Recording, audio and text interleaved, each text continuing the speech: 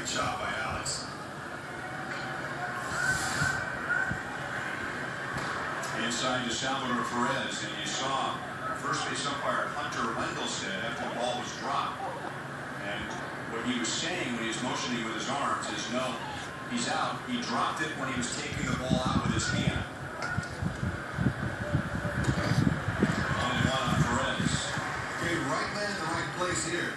383 average with the runner in scoring position is good. Salvi had his first over in a while in yesterday's game, so he's due. Okay, just watch the umpire. Look at Hunter Wendelstedt. He's saying, okay, he's out. Now he drops it and he goes, okay, he's still out, but he was taking the ball out of his hand. Out of his glove. So a long-time Major League umpire Harry Wendelstedt.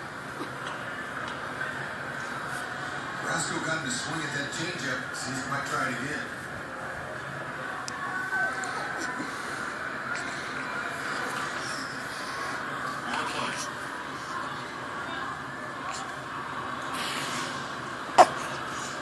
Our Toyota League leader.